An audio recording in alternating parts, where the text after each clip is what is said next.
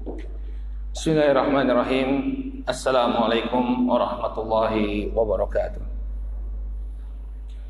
Innal hamdalillah nahmaduhu wa nasta'inuhu wa nastaghfiruh wa na'udzu billahi min shururi anfusina wa min sayyiati a'malina. May yahdihillahu fala mudilla lahu wa may yudlil fala hadiya lahu. Ashhadu an la ilaha illallah wahdahu la syarika lahu wa ashhadu anna Muhammadan abduhu wa rasuluh sallallahu alaihi wa ala alihi wa sahbihi wa man ittaba'a hudahu ila yaumiddin, amma ba'd. Hadirin yang semoga dimuliakan oleh Allah, alhamdulillah puji dan syukur kita panjatkan kepada Allah atas segala nikmat yang telah Allah Subhanahu wa taala anugerahkan kepada kita semua, sehingga di malam hari ini kembali kita berkumpul di Masjid Nurul Iman yang kita cintai ini untuk melaksanakan salat maghrib berjamaah yang insyaallah kita akan lanjutkan dengan majelis ilmu. Masih kita membahas perjalanan hidup dari sahabat yang mulia Umar bin Khattab radhiyallahu taala anhu.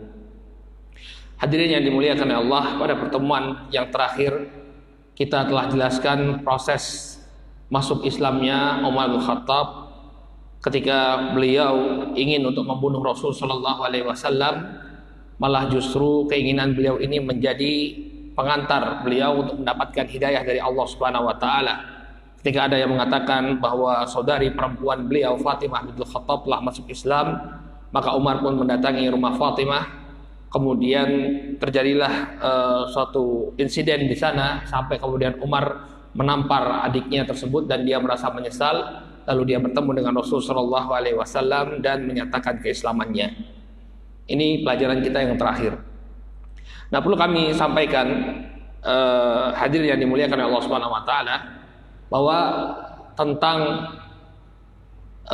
kisah masuk Islamnya Umar ini sebenarnya ada perdebatan di kalangan para ulama tentang kesahihannya. Kisah ini masyhur sekali disebutkan oleh Imam Ibn Ishaq dalam sirahnya. Namun riwayat-riwayat yang disebutkan ya padanya terdapat kelemahan. Sehingga kalau kita lihat dalam Sahih Al-Bukhari, Al-Imam Al-Bukhari membuat satu bab dalam kitab sahihnya, bab tentang masuk Islamnya Umar, tapi beliau tidak menyebutkan kisah ini. Kemudian Syekhul Islam Ibnu Taimiyah rahimahullah ta'ala juga mengatakan bahwa ketika beliau membawakan kisah ini, beliau membawakannya dengan lafaz ruwiya, diriwayatkan. Jadi beliau tidak menetapkan secara pasti tentang kesahihan kisah tersebut. Demikian juga ulama-ulama kontemporer seperti Syekh Al-Albani, ulama hadis di masa kita, ya beliau tidak mensahihkan dan tidak juga mendhaifkan. Jadi beliau tidak menghukumi hadis tentang masuk Islamnya Umar ini.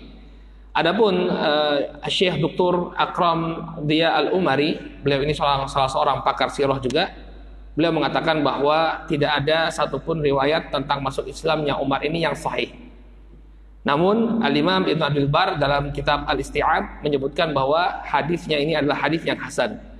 Jadi kalau panjenengan misalnya mendapati ada ulama yang mengatakan, oh itu kisahnya nggak sahih, ya memang ada ulama yang mengatakan hal demikian.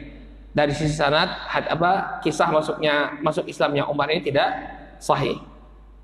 Namun wallahu taala alam, Syekh Mahmud Al-Misri ya dalam kitab Ashabur Rasul, dari apa yang kami dapatkan ya, beliau memberikan suatu isyarat ya.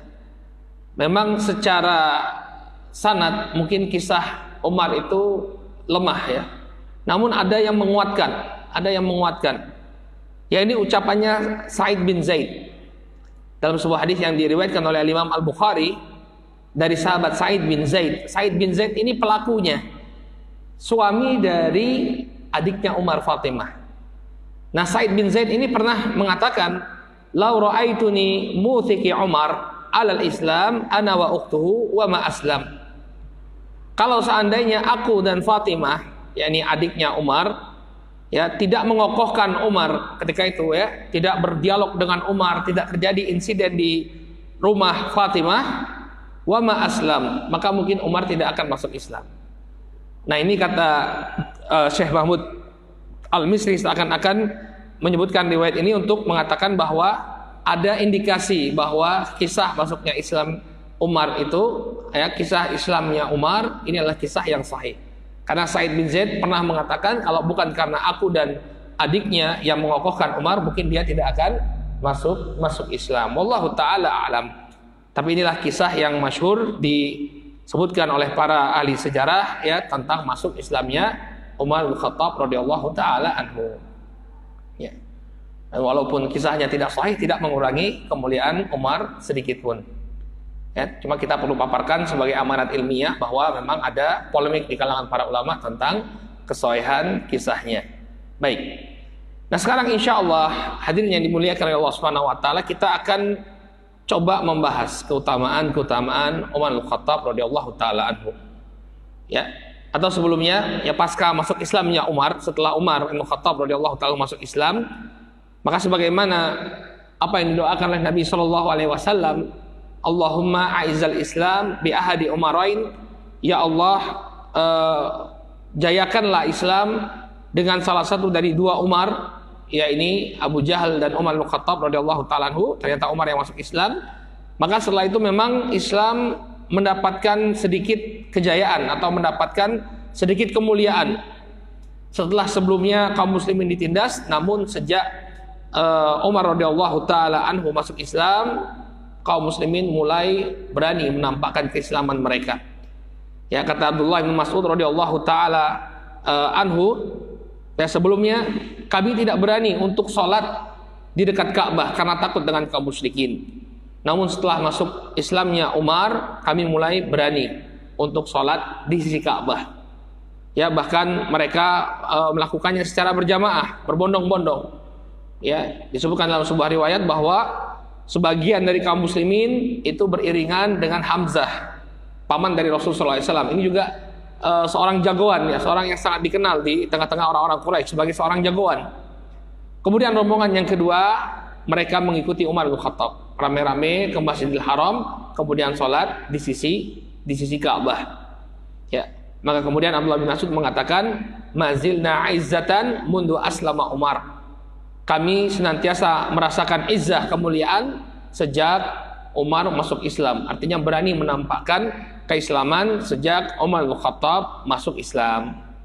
Ya, jadi ini adalah salah satu bentuk pertolongan Allah Subhanahu wa taala kepada kaum muslimin dengan masuk Islamnya Umar bin Khattab radhiyallahu taala anhu. Nah, sekarang kita akan coba bahas ya keutamaan dari sahabat Umar bin Khattab. Keutamaan beliau sangat banyak, Pak.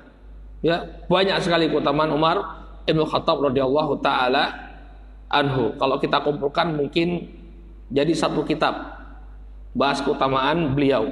Baik keutamaan beliau ya di Mekkah atau keutamaan beliau di Madinah, dan ini di masa hidupnya Rasulullah SAW.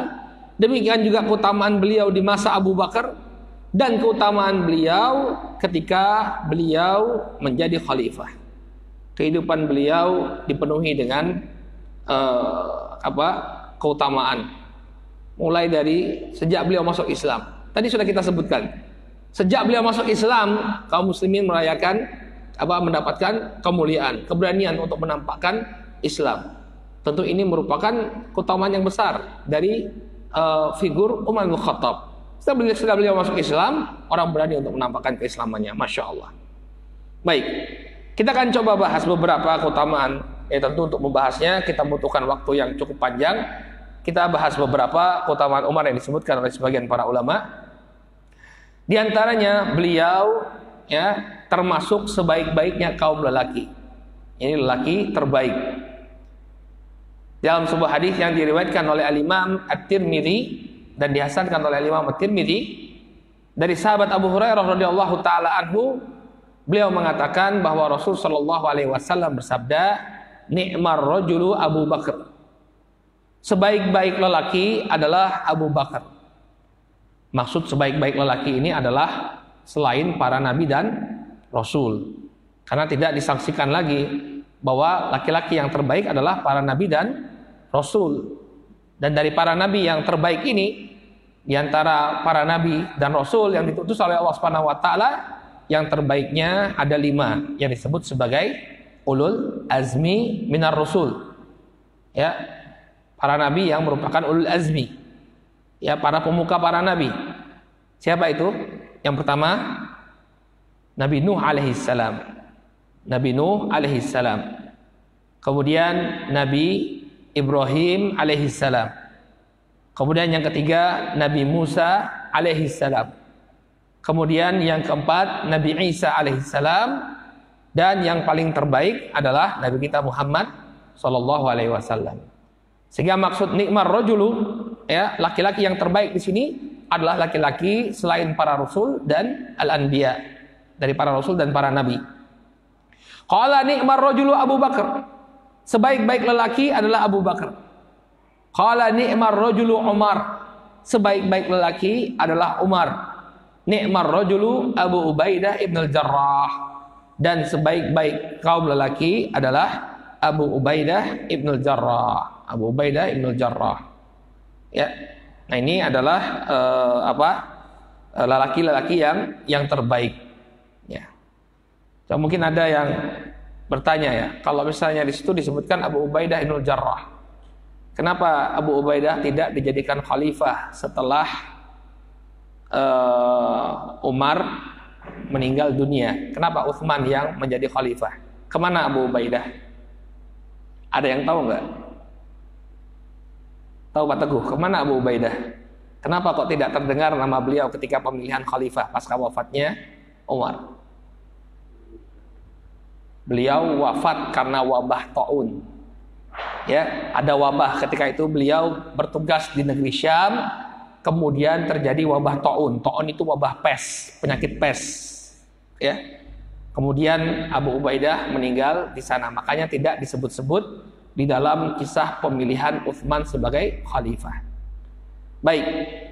Nah, ini laki-laki yang terbaik kata Nabi sallallahu alaihi wasallam. Di antaranya adalah Umar bin Khattab radhiyallahu taala anhu.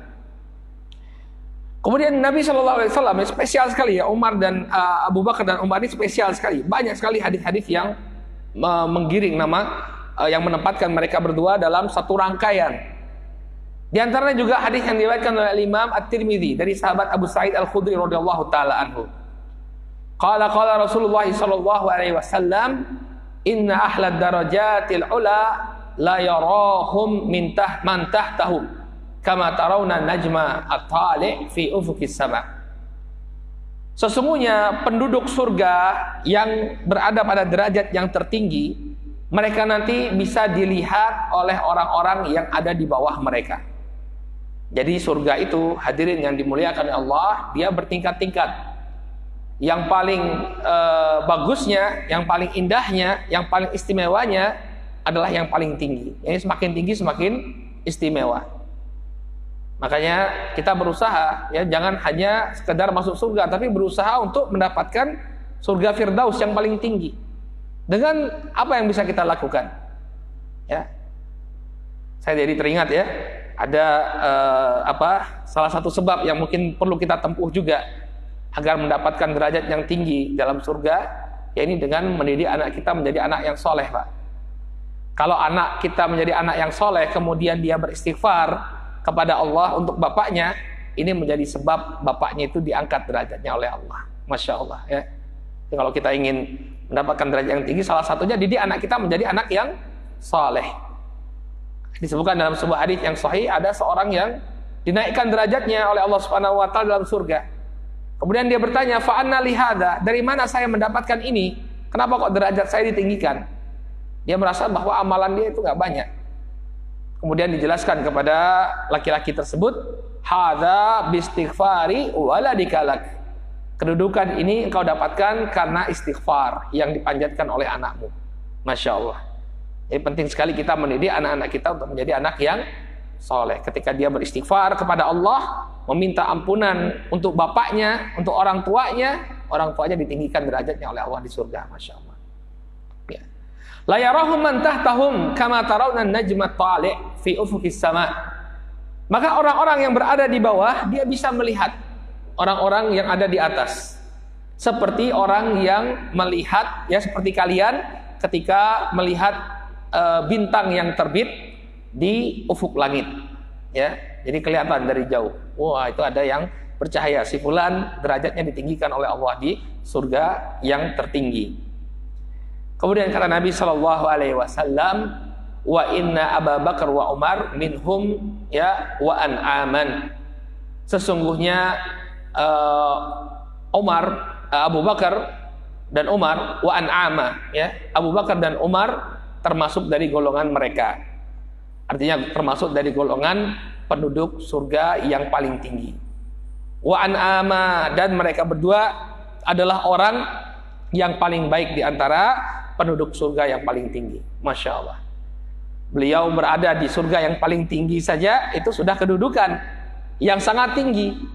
Tapi di antara penduduk-penduduk surga yang paling tinggi ini, beliau termasuk yang terbaik. Luar biasa kedudukan yang dimiliki oleh Umar bin Khattab dan juga Abu Bakar As-Siddiq radhiyallahu taala anhuma. Ya. Maka kalau ada orang yang mencela Umar, ya, waduh, nggak layak sama sekali. Siapa Anda, siapa Umar? Umar ini sudah dapat jaminan dari Rasulullah SAW. Surganya bukan surga yang sembarangan, surga yang paling tinggi. Ya. Nah, kemudian ini ada satu hal yang spesial dari Umar bin Khattab radhiyallahu taala anhu. Beliau ini termasuk dari, ya, kalangan muhaddatsun, orang yang diberikan ilham. Artinya apa yang menjadi pemikiran beliau, ya, ini mencocoki kebenaran. Keputusan-keputusan beliau ini mencocoki kebenaran. Dan itu terjadi bahkan ketika Nabi SAW masih hidup. Bahkan kita tahu bahwa pendapat-pendapat Umar itu mencocoki kebenaran, ya, karena memang kemudian turun ayat yang membenarkan Umar. Ya, mungkin hadirin masih ingat kisah perang Badar. Ketika Nabi SAW dalam perang Badar berhasil menawan 70 orang pasukan dari kaum musyrikin. Masih ingat gak? Perang Badar kan kita menang gitu kan? Kaum muslimin menang. Ada 70 orang. Ada 70 orang tawanan ketika itu. Nah, Nabi bertanya kepada Abu Bakar dan Umar, bagaimana pendapat kalian berdua tentang tawanan-tawanan ini? Maka Umar mengatakan apa? Seperti biasa. Ya, dieksekusi saja. Kemudian Abu Bakar mengatakan bagaimana? Abu Bakar mengatakan, enggak, kita ambil jaminan, atau bukan jaminan, biasa tebusan, ya, kita ambil tebusan dari tawanan ini. Maka Nabi SAW, ya, kemudian memilih pendapatnya Abu Bakar. Akhirnya para tawanan itu diganti dengan tebusan. Barang siapa yang memiliki kekayaan, maka hendaknya dia menebus dirinya dengan kekayaannya. Barang siapa yang datang dari golongan orang-orang yang miskin, maka tebusannya adalah dengan mengajar 10 orang anak Ansor baca dan tulis. Hanya ini keputusan yang diambil oleh Nabi SAW. Begitu sudah diputuskan, turun firman Allah Subhanahu wa taala, turun ayat Allah Subhanahu wa taala yang membenarkan pendapatnya Umar. Kalau kita itu baru berperang, baru menunjukkan kekuatan, ya, masih membutuhkan untuk menunjukkan kekuatan, jangan ada tebusan dulu, eksekusi untuk menunjukkan kegarangan kita. Ya, nggak layak bagi pasukan. Ya, nanti kita akan dianggap remeh oleh pasukan musuh. Wah, gampang kok, kita tinggal bayar aja kok bisa balik kok pasukan kita. Tapi kalau misalnya dieksekusi, ya, menunjukkan kegarangan dan kegagahan kaum muslimin, maka ternyata pendapat yang benar adalah pendapatnya Umar. Dan masih banyak lagi. Ya, nanti ada pertemuan sendiri kita akan bahas ayat-ayat yang diturunkan, ya, karena Umar. Artinya sesuai dengan ro'yunya Umar, sesuai dengan jalan pemikirannya Umar. Makanya Nabi SAW mengatakan dalam hadis ini, hadis riwayat Al-Bukhari dari sahabat Abu Hurairah radhiyallahu taala anhu, Nabi mengatakan, laqad kana fi ma qablakum minal umami nasun muhaddatsun. Ya. Dan sungguh, kata Nabi SAW, sungguh telah ada pada umat-umat sebelum kalian para muhaddatsun. Dijelaskan oleh para ulama bahwa muhaddatsun adalah orang-orang yang diberikan ilham oleh Allah, di mana pendapat dia itu benar. Ya, dia memiliki pendapat yang benar. Nah, kemudian kata Nabi SAW, fa iyyaku fi ummati ahadun fa innahu Umar. Kalau ada dari kalangan umatku yang diberikan ilham seperti umat-umat, ya, seperti yang ada pada umat terdahulu, maka orang tersebut adalah Umar. Karena banyaknya pemikiran Umar bin Khattab radhiyallahu taala anhu yang mencocoki al-haq, mencocoki kebenaran. Ya. Nah, sebenarnya juga barakallahu fiikum disebutkan oleh para ulama, ketika kita mengambil keputusan, sebenarnya kita pun bisa memutuskan sesuatu ya dengan memutuskan sesuatu yang terbaik bagi kita. Kalau misalnya kita diambang suatu pilihan, di hadapan suatu pilihan, mana yang harus kita pilih? Terkadang kita bingung. Kita pun sebenarnya bisa memilih ya. Kita nggak tahu masa depan itu seperti apa. Tapi Allah bisa memberikan taufik kepada kita untuk memilih yang terbaik. Caranya bagaimana? Caranya kita harus dekat dengan Allah Subhanahu wa taala. Menjauhi kemaksiatan, memperbanyak ibadah kepada Allah, bukan hanya ibadah-ibadah yang wajib, tapi ibadah-ibadah yang sunnah juga. Puasa sunnah, salat sunnah kita jaga. Maka orang yang dekat dengan Allah Subhanahu wa taala, Allah akan berikan bimbingan kepadanya. Ketika dia menghadapi suatu masalah, bingung dia. Saya harus memilih yang mana? Ya. Nah, ini misalnya adik-adik di sini mau menikah ya. Kita kan nggak tahu nanti bagaimana kehidupan rumah tangga kita. Apalagi kalau misalnya kita tidak terlalu banyak tahu tentang calon istri kita. Banyak-banyak berdoa kepada Allah Subhanahu wa taala, mendekatkan diri kepada Allah. Nanti niscaya Allah akan berikan petunjuk kepada kita mana keputusan yang harus diambil. Ya, Allah berikan ilham kepada kita, Allah berikan ilham petunjuk kepada kita, ini yang lebih baik, masya Allah. Ya. Maka kata Nabi SAW, maka dari umatku itu adalah Umar bin Khattab radhiyallahu taala anhu. Ya, ini salah satu keistimewaan Umar bin Khattab. Nah, kemudian Nabi SAW memberikan tazkiyah, pujian kepada Umar, bahwa lisan Umar senantiasa mengatakan kebenaran. Dari dalam sebuah hadis yang diriwayatkan oleh Imam Ahmad, At-Tirmidzi dan Abu Daud serta Ibnu Majah, dari sahabat Abu Dzar radhiyallahu taala anhu, beliau mengatakan, sami'tu Rasulullah sallallahu alaihi wasallam yaqul, innallaha wada'al haqq ala lisani Umar wa yaqulu bihi. Masyaallah. Kata Rasul sallallahu alaihi wasallam, sesungguhnya Allah Subhanahu wa taala telah meletakkan kebenaran pada lisannya Umar. Yaqulu bihi, dan dia mengucapkan kebenaran tersebut. Ini keistimewaan ya, luar biasa. Bagaimana seorang dia memiliki lisan yang dipenuhi dengan kebenaran, dianugerahi kebenaran oleh Allah Subhanahu wa taala. Maka kalau kita melihat keputusan-keputusan yang diambil oleh Umar, mungkin nanti kita akan sampai di sana. Ada sebagian keputusan yang mungkin bagi sebagian orang maka keputusan ini tidak tepat. Seperti ketika beliau mencopot Khalid ibn Walid. Nanti ada fase ya, ketika Khalid sedang di puncak-puncaknya, ketika Khalid ibn Walid sebagai panglima perang mendapatkan kegemilangan, ya, kemenangan demi kemenangan, Umar justru langsung memecat Khalid. Gimana coba? Orang langsung bertanya-tanya kan, gimana ini khalifah kok panglima sedang ada di puncak, tapi kok kemudian dipecat? Kelihatan semena-mena, ya. Tapi setelah diteliti dengan lebih mendetail, kita akan dapati, ya, kebenaran sabda Rasulullah SAW bahwa lisannya Umar adalah lisanul haq, adalah lisan yang dipenuhi dengan kebenaran. Ya, bagaimana penjelasannya? Nanti kita akan lewati. Biar ikut terus ya, insyaallah. Baik. Nah, ini juga ma'ruf ya, hadis yang disebutkan dari Abdurrahman ibn Auf radhiyallahu taala anhu tentang 10 sahabat yang masuk surga. Ya, 10 sahabat yang masuk surga. Al-asyara al-mubasysyaruna bil jannah.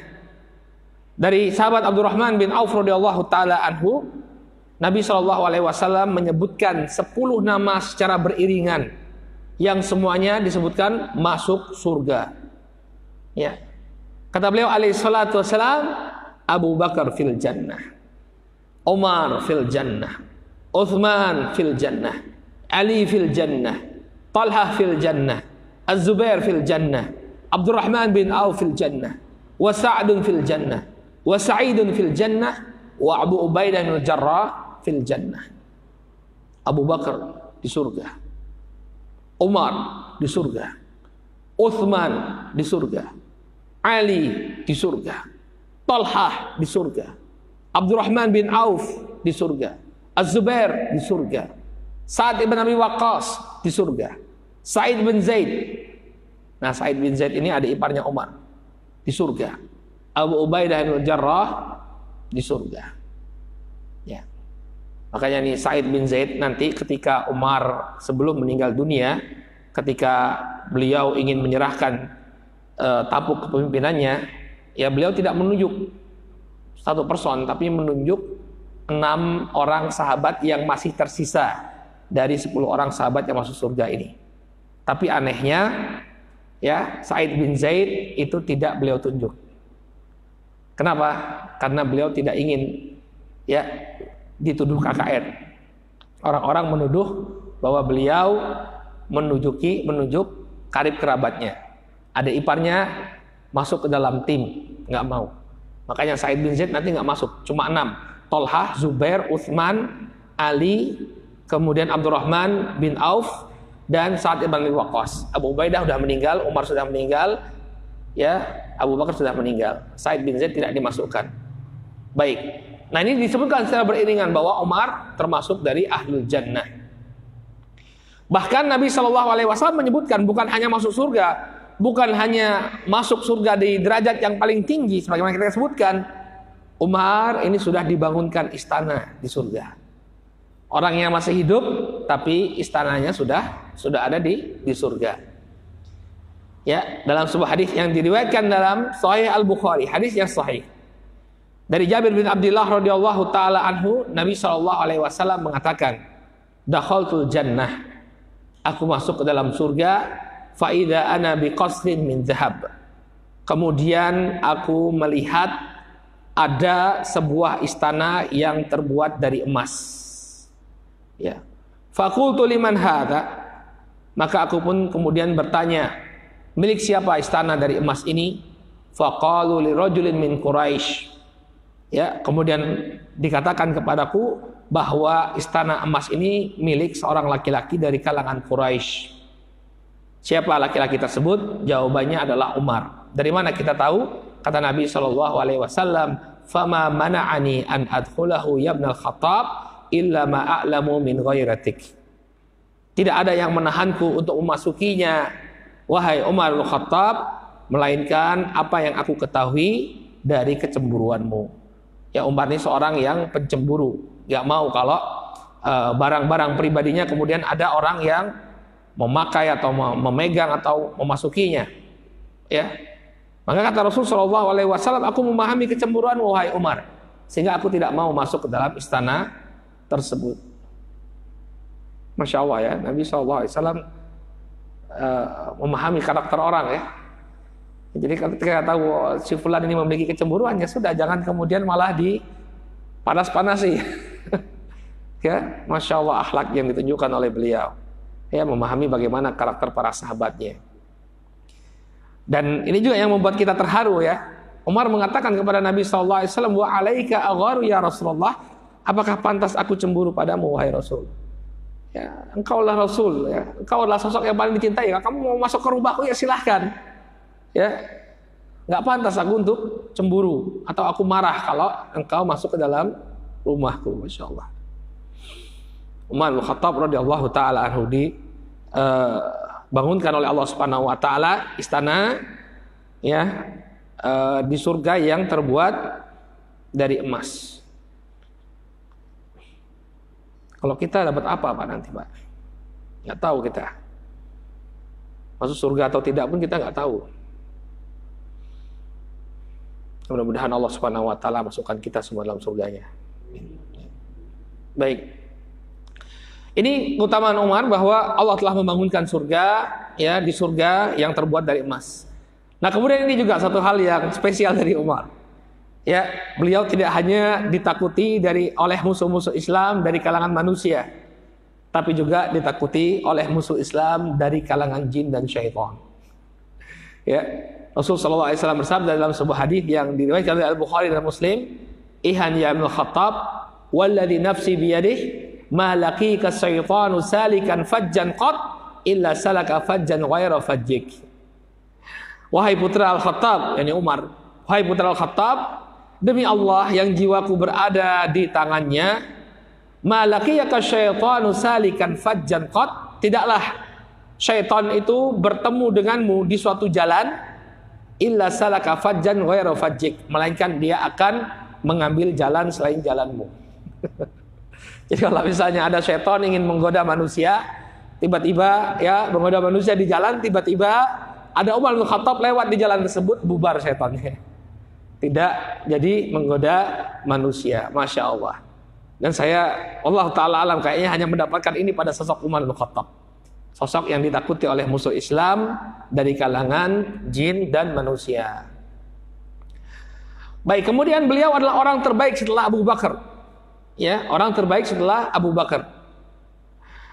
Dahulu para sahabat ya mereka memilih-milih ya, atau mereka mencoba untuk memilih ya siapa para sahabat yang terbaik. Jadi kalau tadi itu dari sisi Rasulullah SAW, nah ini dari sisi para sahabat.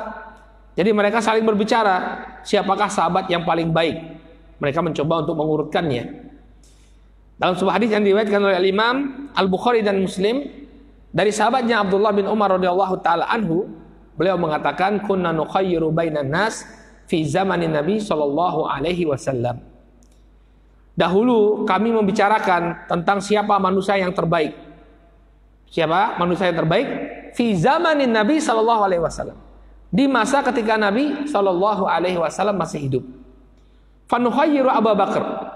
Maka yang kami pilih ya orang yang pertama itu adalah Abu Bakar As-Siddiq radhiyallahu taala anhu. Tsumma Umar bin Khattab. Kemudian yang kedua adalah Umar bin Khattab, tsumma Utsman ibn Affan radhiyallahu anhum. Kemudian yang ketiga adalah Utsman ibn Affan radhiyallahu taala anhum ajma'in. Ya. Jadi di masa Nabi masih hidup, para sahabat itu sudah tahu orang yang terbaik itu nomor satunya adalah Abu Bakar. Kemudian orang yang terbaik yang kedua adalah Umar, orang yang terbaik yang ketiga adalah Utsman. Baik. Ini hadisnya siapa? Abdullah bin Umar. Mungkin sebagian orang akan menuduh ya, nah ini kan mau anaknya dewe, anaknya Umar kan, Abdullah bin Umar. Wah ini mungkin upaya seorang anak untuk membagus-baguskan bapaknya, ngalem ke bapaknya, istilahnya mencoba untuk membesarkan nama bapaknya. Ya, tapi ternyata bukan hanya kita dapati dari Abdullah bin Umar saja, tapi dari sahabat yang lain, bahkan dari Ali bin Abi Thalib. Ali bin Abi Thalib ini ya adalah junjungannya orang-orang Syiah. Ya, junjungannya orang-orang Syiah yang dikesankan oleh orang-orang Syiah. Ali ini memiliki permusuhan yang sangat sengit kepada Umar karena merasa bahwa Abu Bakar dan Umar ini merebut kekuasaan dari tangan Ali. Abu Bakar, Umar, dan Utsman. Jadi orang-orang Syiah itu kalau panjenengan belajar tentang Syiah, ya mereka menganggap kafir ya para sahabat. Kenapa? Karena tidak mengangkat Ali sebagai pemimpin mereka. Ya dikesankan bahwa Ali ini bermusuhan luar biasa sama Umar. Tapi ternyata bagaimana ucapan Ali bin Abi Thalib radhiyallahu taala tentang Umar? Ya, beliau mengatakan khairu hadhil ummah ba'da nabiyyina Abu Bakar tsumma Umar. Ya. Sebaik-baik umat ini setelah nabinya adalah Abu Bakar kemudian Umar. Ini keluar dari lisan Ali bin Abi Thalib radhiyallahu taala anhu. Bagaimana mungkin orang yang bermusuhan, yang membenci bahkan mengkafirkan, kemudian ternyata memuji-muji orang tersebut? Satu hal yang tidak mungkin. Ya. Satu hal yang tidak mungkin. Maka hati-hati kita ya mengambil buku-buku pelajaran ya, buku-buku agama ya. Lihat-lihat. Kadang orang-orang Syiah ini dia mainnya halus. Kadang dia puji-puji sahabat tapi diselip-selipkan celaan-celaan bagi para sahabat. Ya. Nah, ini jelas Ali bin Abi Thalib memuji Umar. Kalau Anda mengaku sebagai pengikutnya Ali, kan namanya Syiah itu Syiatul Ali, artinya pengikutnya Ali. Kalau Anda mengaku sebagai pengikutnya Ali, maka ikuti apa yang menjadi pilihannya Ali. Ali telah memilih Abu Bakar As-Siddiq sebagai orang yang paling utama, kemudian disusul oleh Umar bin Khattab radhiyallahu taala anhu. Akan tetapi mereka pada hakikatnya adalah para pendusta, mengklaim sebagai pengikutnya Ali, namun pada hakikatnya mereka ya memusuhi Islam, memusuhi para sahabat ridwanullah alaihim ajma'in, bukan mengikutnya Ali. justru bermusuhan dengan Ali bin Abi Thalib. Kalau benar pengikutnya Ali, pasti dia akan mengambil pendapatnya Ali yang mengatakan bahwa Abu Bakar adalah orang yang terbaik, demikian juga Umar bin Khattab. Baik, nah kemudian di antara keutamaan Umar, ya, ini juga hadisnya masih dari hadis Ali. Beliau adalah salah satu dari 2 sahabat yang selalu menemani Nabi. Jadi kalau kita lihat sahabat Rasulullah itu kan sekian banyak ya. Ketika Hajjatul Wada, beliau itu memiliki 100.000 orang lebih sahabat. Dari 100.000 orang sahabat ini, ada 2 orang yang selalu menemani Nabi SAW. Kemana-mana pun Nabi pergi, mereka berdua ada di sisi Nabi SAW. Siapa kedua orang itu? Abu Bakar dan Umar. Siapa yang menyebutkan? Ali. Siapa yang cerita kepada kita bahwa Nabi itu selalu ditemani oleh 2 orang ini? Ali bin Abi Thalib. Lagi-lagi Ali bin Abi Thalib yang bercerita. Dalam Sahih Al-Bukhari dan Muslim disebutkan ketika Umar bin Khattab radhiyallahu taala meninggal dunia, beliau pun dimakamkan di sisi Abu Bakar dan juga Rasul sallallahu alaihi wasallam. Maka ketika itu Ali mengatakan, ya, inilah arju an yaj'alakallahu ma'a sahibaik. Wahai Umar, dia mengatakan kepada jasadnya Umar, wahai Umar, sesungguhnya aku berharap, ya, aku sangat berharap Allah itu menjadikan dirimu bersama dengan 2 orang sahabatmu. Ya, ini diucapkan oleh Ali. Ali yang kata mereka musuh besarnya Umar. Ternyata beliau mengatakan hal yang sangat positif terhadap Umar. Wahai Umar, ya, aku sangat berharap engkau ditempatkan di sisi kedua orang sahabatmu. Fa inni katsiran ma kuntu asma'u Nabi sallallahu alaihi wasallam yaqul dhahabtu ana wa Abu Bakar wa Umar wa dakhaltu ana wa Abu Bakar wa Umar. Karena sungguh aku sering sekali mendengar dari lisannya Rasul sallallahu alaihi wasallam, beliau mengatakan, aku, ya, masuk ke satu tempat bersama Abu Bakar dan Umar.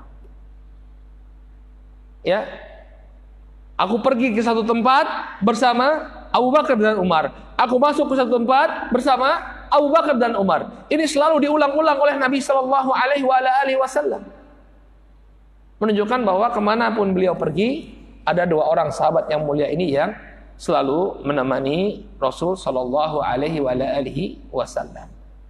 Keutamaan yang sangat luar biasa, menunjukkan kedekatan Abu Bakar dan Umar dengan Rasul Shallallahu Alaihi Wasallam. Bahkan barakallahu fikum, ya, posisi atau kedudukan Abu Bakar dan Umar ini bukan hanya diakui oleh para sahabat, bukan hanya diakui oleh Nabi dan para sahabat, bahkan oleh musuh-musuh Islam, oleh kaum musyrikin. Ya, ketika perang Uhud yang dicari oleh Abu Sufyan, ya, ketika itu beliau masih berada dalam kesyirikan, beliau adalah musuh Islam. Yang dicari oleh beliau adalah 3 sosok. Yang pertama Rasulullah, yang kedua Abu Bakar, yang ketiga adalah Umar. Berarti posisi Abu Bakar dan Umar diakui oleh musuh. Ya, ketika perang Uhud, ya, kita sedikit flashback tentang perang Uhud. Awalnya kaum muslimin mendapatkan kemenangan ketika Nabi SAW memerintahkan ada pasukan yang harus tetap berada di atas bukit, ya, dengan panah-panah mereka. Kaum muslim mendapatkan kemenangan. Kenapa? Pasukan kavaleri musuh, pasukan berkuda musuh tidak bisa mendekati medan pertempuran. Dia selalu mendapatkan hadangan dari panah-panah tersebut. Tapi begitu kaum muslimin sudah menang, maka para pemanah ini lupa dengan instruksi Rasul SAW. Mereka pun kemudian turun dari bukit. Lalu pasukan kavaleri, pasukan berkuda yang dipimpin oleh Khalid bin Walid mulai merangsek dari belakang. Maka kemudian kocar-kacirlah pasukan kaum muslimin, sehingga banyak sekali di antara para sahabat yang gugur di medan pertempuran. Maka kemudian Abu Sufyan mengecek, ya, masih hidup nggak Nabi? Maka dia bertanya kepada manusia, afikum Muhammad, apakah di tengah-tengah kalian Muhammad masih hidup? Ya, maka orang-orang tidak merespon. Afikum ibnu Abi Quhafah, apakah di antara kalian ada putranya Abu Quhafah? Yang dimaksud adalah Abu Bakar. Ya, siapa lagi yang dicari oleh Abu Sufyan? Afikum Umar bin Khattab, apakah di tengah-tengah kalian ada Umar bin Khattab? Ya, ini menunjukkan bahwa kedudukan Umar bin Khattab, ya, ini diperhitungkan bukan hanya oleh kawan tapi juga lawan. Baik, ya. Mungkin ini dulu, masih ada beberapa keutamaan dari Umar bin Khattab radhiyallahu taala anhu yang masih ada waktu ya ternyata. Masih 2 menit lagi ya. Di antara keutamaan Umar bin Khattab ya disebutkan dalam sebuah hadis yang dari Ali bin Abi Thalib radhiyallahu taala anhu bahwa beliau ini sangat pemberani. Sampai ada kisah yang sangat legendaris ketika beliau berhijrah. Ya, para sahabat kebanyakannya, ini hadisnya juga dari Ali bin Abi Thalib. Ali bin Abi Thalib mengatakan kebanyakan para sahabat itu berhijrah dalam keadaan diam-diam. Hijrah ke negeri ke kota Madinah secara diam-diam, kecuali Umar. Umar ketika itu bawa senjata, bawa pedang, bawa panah, dia sholat di depan Ka'bah, ya, dia tawaf di Ka'bah 7 kali, kemudian sholat di belakang makam Ibrahim, kemudian menantang orang-orang Quraisy. Apa kata Umar bin Khattab radhiyallahu taala anhu? Ya, kata beliau sampai di sini ya. Man arada an tadkulahu ummu wa yutima waladuhu wa yurmila zaujatahu falyalqani wara'a hadzal wadi. Kata Umar bin Khattab kepada orang-orang Quraisy, barang siapa yang ingin ibunya menangis karena kepergiannya, karena kematiannya, barang siapa yang ingin agar istrinya menjadi janda atau menjadi anak-anaknya menjadi yatim, maka temui saya di belakang lembah ini. Ya, beliau menantang, siapa yang ingin ibunya nangis, siapa yang ingin istrinya menjanda, siapa yang ingin agar anak-anaknya jadi yatim, ya, ayo halangi saya untuk berhijrah. Maka kata Ali bin Abi Thalib, tidak ada satupun dari kalangan Quraisy yang kemudian berani untuk menantang Umar bin Khattab radhiyallahu taala anhu. Beliau berhijrah dengan terbuka, ya, dengan terang-terangan. Allah taala alam bisawab. Ya, mungkin ini yang bisa kita sampaikan tentang keutamaan Umar. Insyaallah pada pertemuan yang akan datang kita masih membicarakan keutamaan Umar, tapi lebih spesial lagi, yaitu tentang ayat-ayat yang turun, ya, berkenaan dengan Umar, atau ayat-ayat yang turun membenarkan pemikirannya Umar. Oleh Al-Imam As-Suyuti disebutkan setidaknya ada 6 ayat dalam Al-Quran yang turun untuk membenarkan pemikirannya Umar. Apa saja ayat-ayat tersebut? Insya Allah ini akan jadi pembahasan kita di pertemuan yang akan datang bi'idnillahi ta'ala. Naktafi bihadzal qadar, kita cukupkan dulu sampai di sini. Mudah-mudahan yang disampaikan bermanfaat. Subhanakallahumma wa bihamdika asyhadu an la ilaha illa anta astaghfiruka wa atubu ilaik. Billahi taufiq wal hidayah. Wassalamualaikum warahmatullahi wabarakatuh.